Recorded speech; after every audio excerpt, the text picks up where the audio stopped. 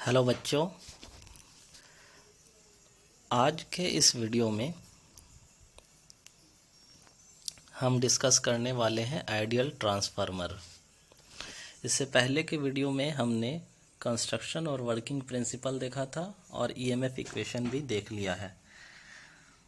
तो आज ideal transformer discuss करेंगे। पहले तो आइडियल ट्रांसफार्मर एक ऐसा ट्रांसफार्मर होता है जिसमें कि कोई लॉसेस नहीं होते हैं। हालांकि ये प्रैक्टिकली एग्जिस्ट नहीं करता है, पर प्रैक्टिकल ट्रांसफार्मर को समझने के लिए इस ट्रांसफार्मर को समझना ज़्यादा ज़रूरी है। इस ट्रांसफार्मर को समझ लेने के बाद प्रैक्टिकल ट्रांसफार्मर समझने में आसानी होगी। तो देखिए, प्रैक्टिकल ट्रांसफार्मर एक ऐसा ट्रांसफार्मर है जिसमें कि कोई भी लॉसेस नहीं होगा। इसका जो प्राइमरी और सेकेंडरी वाइंडिंग होता है उसका रेजिस्टेंस आपको बिल्कुल भी ज़ीरो होगा, नेग्लिजिबल होगा। इसके अलावा जो आपका कोर है, देखिए, है ना, ये जो प्राइमरी वाइंडिंग है इसका रेजिस्टेंस आपका बिल्कुल भी नेग्लिजिबल है। दूसरी बात, ये जो कोर है इस कोर की परमेबिलिटी बहुत हाई होगी। तो परमेबिलिटी हाई होने से क्या होगा कि स्मॉल अमाउंट ऑफ करंट से भी यहाँ पे स्मॉल अमाउंट ऑफ करंट भी होगा तो भी यहाँ पे फ्लक्स जो है वो जनरेट हो जाएगा, सफिशिएंट अमाउंट का फ्लक्स जनरेट हो जाएगा। तीसरी बात आइडियल ट्रांसफार्मर में कि इसका जो लीकेज फ्लक्स होगा, जैसे फ्लक्स जो यहाँ से फ्लो कर रहा होता है, सारे के सारे फ्लक्स इस कोर में फ्लो नहीं करते हैं। कुछ फ्लक्स अपने डिजायर्ड पाथ से भटक जाते हैं जिसको कि हम लीकेज फ्लक्स बोलते हैं ना। जैसे यहाँ पे ये दोनों लीकेज फ्लक्स है, उसी तरीके से ये अंदर साइड में भी लीकेज फ्लक्स होता है ना। अंदर में भी तो खाली जगह है, कोर नहीं है वहाँ पे, तो वहाँ पे भी लीकेज फ्लक्स होता है। तो ये लीकेज फ्लक्स, तो आइडियल ट्रांसफार्मर में लीकेज फ्लक्स भी नहीं होगा। उसके अलावा जो इसमें कोई भी लॉसेस नहीं होगा, ना ईडी करंट लॉस होगा, ना हिस्टैरिसीस लॉस होगा, ना ही आपका वाइंडिंग का रेजिस्टेंस का लॉस होगा। तो इस ट्रांसफार्मर की जो एफिशिएंसी है वो 100% होगी। ठीक है, तो ये ट्रांसफार्मर है, ऐसा हम अजम्पशन करते हैं, हालांकि ये प्रैक्टिकली एग्जिस्ट नहीं करता है। अब ये आइडियल ट्रांसफार्मर का यहाँ पे डायग्राम बना हुआ है। इसमें V1 अप्लाइड वोल्टेज है।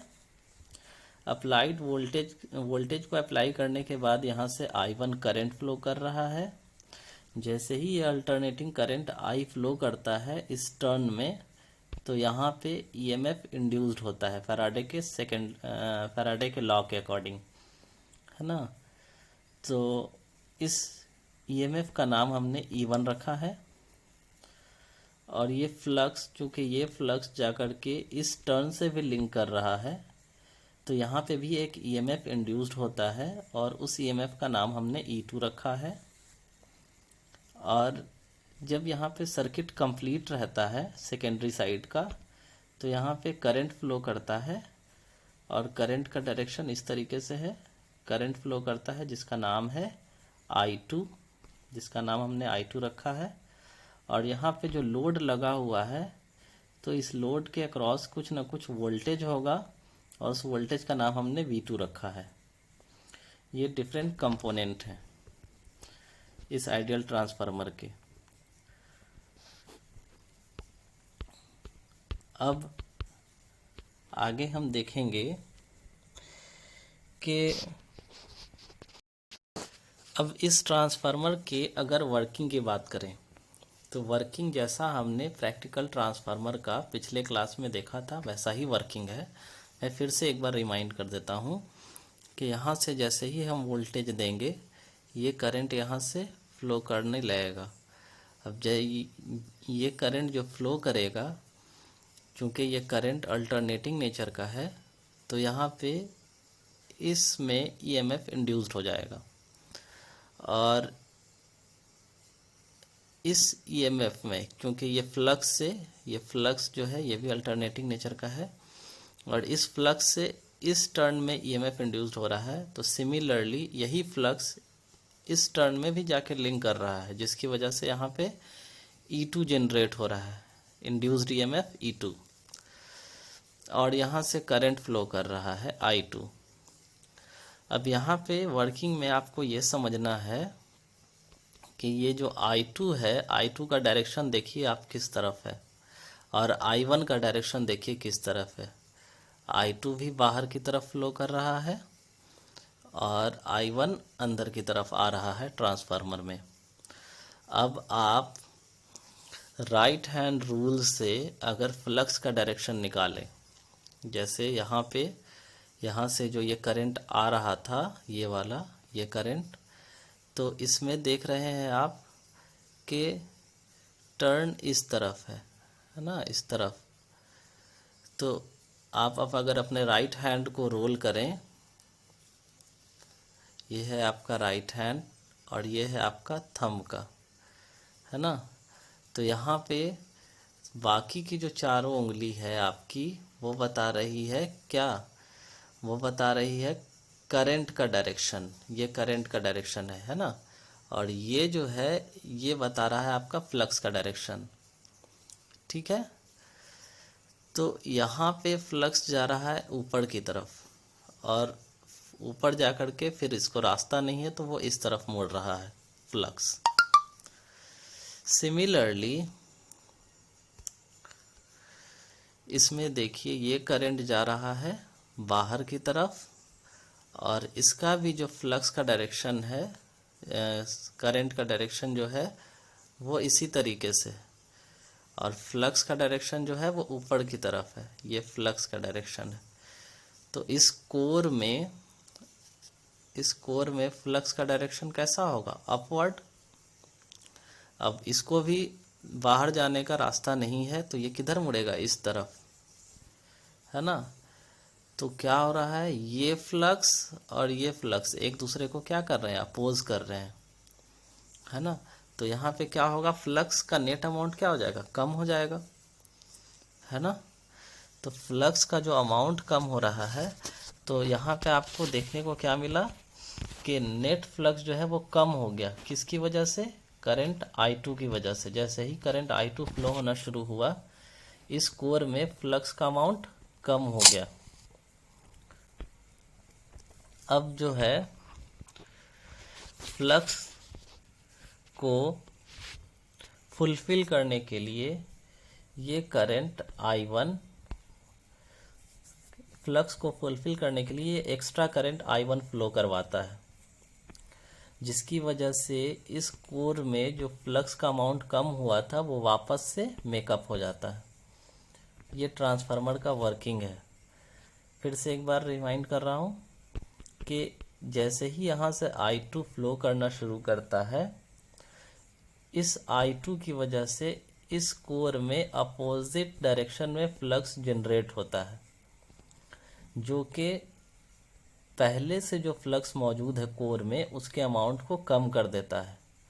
उस अमाउंट को फुलफिल करने के लिए, उस अमाउंट को पूरा करने के लिए I2 एक्स्ट्रा करंट फ्लो करवाता है, जो कि फ्लक्स की भरपाई करता है, जो कि कम हुआ था फ्लक्स उसको पूरा करता है।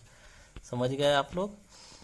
अब आइडियल ट्रांसफार्मर के केस में जो I1 आपका फ्लो कर रहा है, उसका अमाउंट इतना सफिशिएंट होता है कि ये जो डीमैग्नेटाइजिंग इफेक्ट हो रहा था कोर में, उसको वो पूरा कर सके।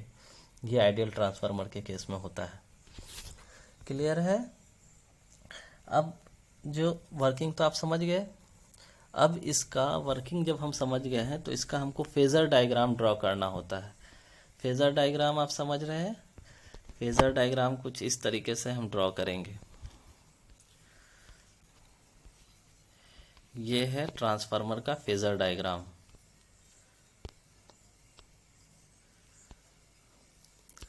फेजर डायग्राम ये बताता है कि एक दूसरे से क्या रिलेशन है।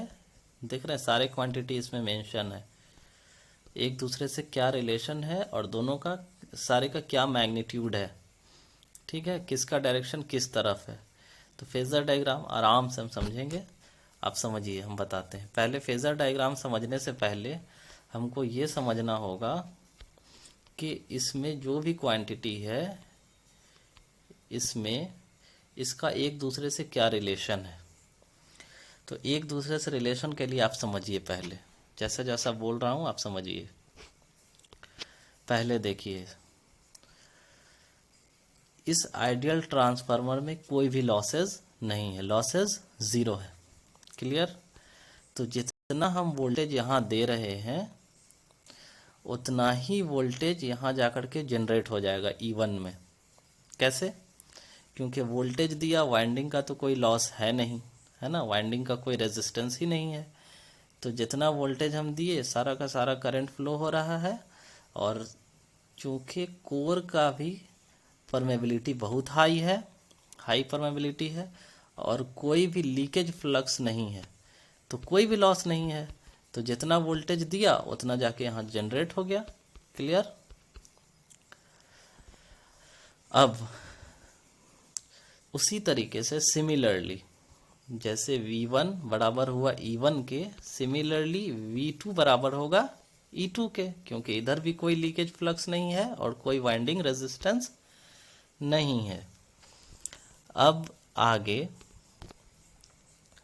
के जो V1 का जो डायरेक्शन होगा, V1 और E1, तो देखिए V1 जब हमने दिया तो I1 फ्लो हुआ और I1 की वजह से ही E1 जनरेट हो रहा है, बीच में फ्लक्स भी है।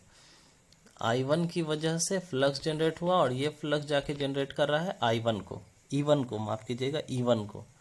फिर से बोल रहा हूँ, V1 हमने दिया तो I1 जनरेट हुआ और I1 की वजह से ये फ्लक्स जनरेट हुआ और फ्लक्स की वजह से E1 जनरेट हुआ।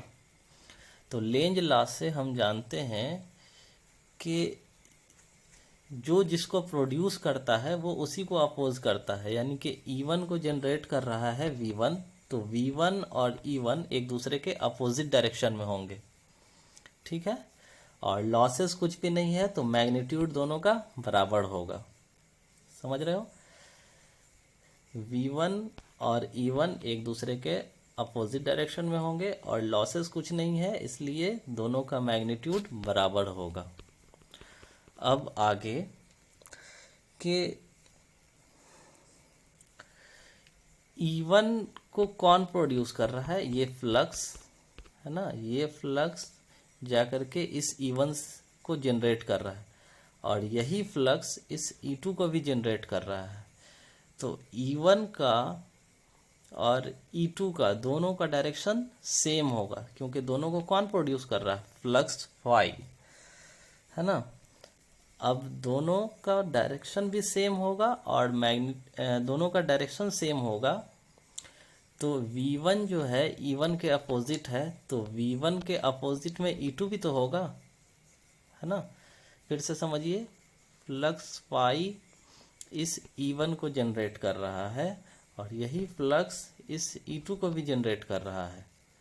और इससे पहले हमने देखा था कि V1 और E1 एक दूसरे के अपोजिट डायरेक्शन में थे, तो E1 और E2 का सेम डायरेक्शन है, तो V1 जो है E2 के भी अपोजिट में होगा। क्लियर है? अब आगे देखिए कि I1 जो यहाँ से फ्लो कर रहा है, ये I1, इस I1 के आगे के ट्रांसफार्मर में जब हम पढ़ेंगे तो इस I1 के दो हिस्से होंगे। एक हिस्सा I1 के दो हिस्से होंगे, एक हिस्सा होगा मैग्नेटाइजिंग करंट I और मैग्नेटाइजिंग के लिए म्यू, और एक हिस्सा होगा IW, वो हिस्सा जो कि लॉस में चला गया, है ना। तो यहाँ पे तो लॉस कुछ भी नहीं है, तो ये IW जो है वो यहाँ पे नहीं रहेगा, यानी कि I1 जो है वो कम्प्लीटली बराबर होगा I म्यू के। ठीक है, पूरा का पूरा I1 का हिस्सा मैग्नेटाइजिंग में जा रहा है, कोई भी लॉसेस नहीं है। अब I म्यू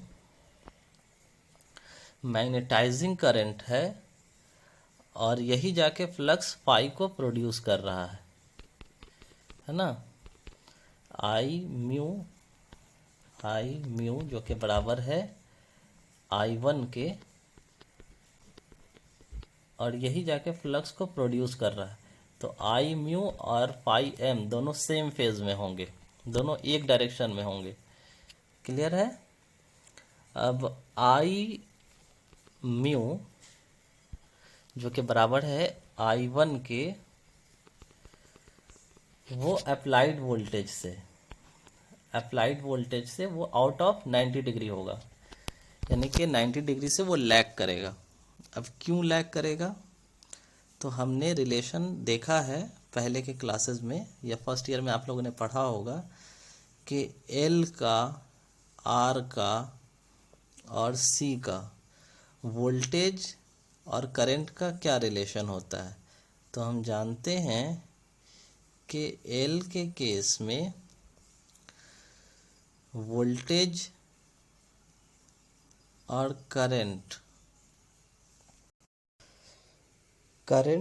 लैग करता है एल के केस में, तो लैग हो जाएगा यहाँ, और वोल्टेज लीड करता है तो वोल्टेज हो जाएगा यहाँ, है ना। एंटी क्लॉकवाइज हम कंसीडर करते हैं। तो ये हो गया करंट लैग कर रहा है वोल्टेज से एल के केस में। और आर के केस में हम जानते हैं कि वोल्टेज और करंट दोनों सेम फेज में होते हैं, ठीक है। और सी के केस में हम जानते हैं कि करंट जो है वो लीड करता है और वोल्टेज जो है वो लैग करता है। तो ये हो गया आपका वोल्टेज, यहाँ पे करंट लीड कर रहा है, वोल्टेज लैग कर रहा है। तो हमको ये वाला देखना है, एल वाला। तो एल जो के केस में वोल्टेज क्या हो रहा है, लीड कर रहा है, करंट लैग कर रहा है। तो यहाँ पे भी आपके केस में ये तो इंडक्टर ही है ना, एक मैग्नेटिक मटेरियल पे कॉइल को लपेट दिया गया है, तो ये बन गया इंडक्टर। तो इंडक्टर के केस में जो आपका वोल्टेज होगा और जो आपका करंट है, तो वोल्टेज क्या होगा, वोल्टेज लीड करेगा और करंट लैग करेगा। यानी कि अगर इसको यहाँ पे बनाया जाए तो ये हो गया आपका वोल्टेज V1 और ये हो गया आपका करंट I1। यहाँ पे करंट लैग कर रहा है अप्लाइड वोल्टेज से। अब आपका आगे देखिए कि अब फाई और E1 और E2 का रिलेशन देखिए।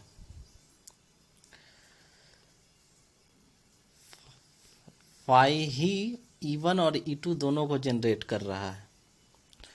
अब E1 और E2 दोनों क्या है, वोल्टेज है ना। ये E1 भी वोल्टेज है और E2 भी वोल्टेज है। और फाई क्या है, आपका फ्लक्स है ना। तो मैग्नेटिक सर्किट में हमने पढ़ा है, या आपने नहीं पढ़ा हुआ तो समझ लीजिए। मैग्नेटिक सर्किट में आई हो गया इलेक्ट्रिक सर्किट में, मैग्नेटिक सर्किट में इसका कंपैरिजन किससे होता है, फाई से। उसी तरीके से रेजिस्टेंस हो गया इलेक्ट्रिक सर्किट में, जो कि करंट के फ्लो को रोकता है। और फ्लक्स को रोकने का कौन काम करता है, रिलक्टेंस, इसको एस से दिखाया जाता है। उसी तरीके से इलेक्ट्रिक सर्किट में होता है ईएमएफ। मैग्नेटिक सर्किट में कौन होता है, फ्लक्स को कौन प्रोड्यूस करता है, एमएमएफ। यहाँ जगह नहीं है, मैं यहाँ लिख रहा हूँ एमएमएफ, ठीक है। ये एमएमएफ कंपैरिजन किया जाता है किससे, ईएमएफ से। तो एमएमएफ, अब आप यहाँ समझिए, तो आई का कंपैरिजन किससे है, फ्लक्स से। तो ये फ्लक्स है और ये है वोल्टेज, तो दोनों कैसा होगा, फ्लक्स और वोल्टेज के रिलेशन में क्या होता है, वोल्टेज जो है ये इंडक्टर है, तो यहाँ पे फिर से E1 जो है वो लैग करेगा फ्लक्स से, है ना, E1 लैग करेगा फ्लक्स से। अब हम लोगों ने सारे क्वांटिटी का रिलेशन पढ़ लिया है, तब हम चलते हैं फेज़र डायग्राम पे। तो देखिए यहाँ पे फेज़र डायग्राम है, इस फेज़र डायग्राम में आप समझिए। अब देखिए फेज़र डायग्राम ड्रॉ करने के लिए हम सबसे पहले रेफरेंस लाइन ले लेते हैं। रेफरेंस लाइन पे हम हमेशा फ्लक्स को रखते हैं, तो फ्लक्स रख लिया। और फ्लक्स को प्रोड्यूस कौन कर रहा था, पहले बताया मैंने कि फ्लक्स को प्रोड्यूस करता है करंट। कौन सा करंट, मैग्नेटाइजिंग करंट। तो मैग्नेटाइजिंग करंट हम लिख देते हैं आई म्यू। और ये मैग्नेटाइजिंग करंट, क्योंकि ये आइडियल ट्रांसफार्मर है तो इसमें कोई भी लॉसेज नहीं है, तो ये मैग्नेटाइजिंग करंट बराबर है I1 के। देखिए यहाँ लिखा है, ये मैग्नेटाइजिंग करंट बराबर है I1 के, जो इनपुट करंट है आपका। अब I1 जो है, चूंकि ये इंडक्टर था ये आपका ट्रांसफार्मर, तो ये I1 ये लैग करेगा अप्लाइड वोल्टेज से 90 डिग्री से। ठीक है, वही यहाँ पे बनाया गया है कि ये I1 ये लैग कर रहा है अप्लाइड वोल्टेज से 90 डिग्री से, क्योंकि इंडक्टर है तो यहाँ पे 90 डिग्री का एंगल है। क्लियर है। अब अप्लाइड वोल्टेज की वजह से ये E1 जनरेट हो रहा था, है ना, बताया था। और E1 लेंजेज लॉ से E1 का डायरेक्शन जस्ट अपोजिट होगा V1 के, तो V1 का डायरेक्शन E1 का डायरेक्शन V1 के जस्ट अपोजिट में। ठीक है।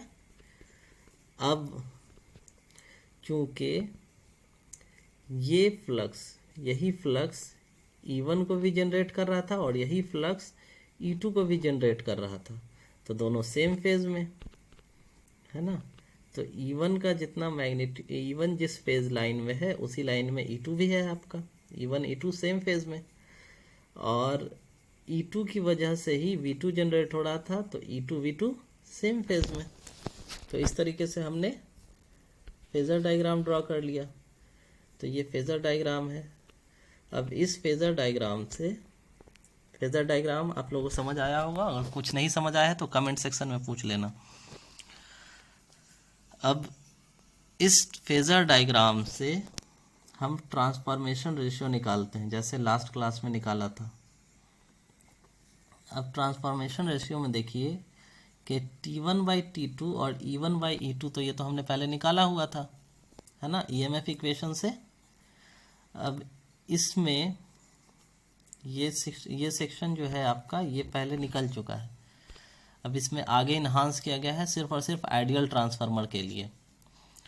तो आइडियल ट्रांसफार्मर में चूंकि अप्लाइड E1 जितना होता है उतना V1 होता है और E2 जितना होता है उतना ही V2 होता है, तो E1 E2 का रेशियो बराबर होगा V1/V2 के। और यहाँ पे आपको बताया था मैंने कि जैसे ही यहाँ से करंट ये फ्लो करता है I2 और इसका फ्लक्स जनरेट होता है और ये फ्लक्स जाके डीमैग्नेटाइज करता है, तो I1 इसको ओवरकम करता है। तो डीमैग्नेटाइजिंग इफेक्ट वाला जो है और ये जो I2 फ्लो कर रहा है, ये दोनों आपस में बराबर होते हैं आइडियल ट्रांसफार्मर के केस में। तो यहाँ पे इसीलिए लिखा गया है I1 T1 बराबर I2 T2। तो इसीलिए ये रेशियो भी जो है एक दूसरे के बराबर होगा, है ना। I1 T1 बराबर है I2 T2 के, तो यहाँ से T1/T2 कर दिया तो I2/I1 आएगा। अब यहाँ से देखिए आप कि यहाँ पे इस लाइन में E1 I1 बराबर है E2 I2 के। E1 I1 बराबर है E2 I2 के। ये कहाँ से लाया गया, यहाँ से रीअरेंज करके E1 I1, E1 यहाँ से मल्टीप्लाई में गया I1 के साथ और E2 यहाँ I2 के साथ। तो जब दोनों को रीअरेंज किया गया तो यहाँ से आगे लाइन में देखिए कि E1 बराबर है V1 के, तो V1 I1 भी तो बराबर होगा V2 I2 के, है ना।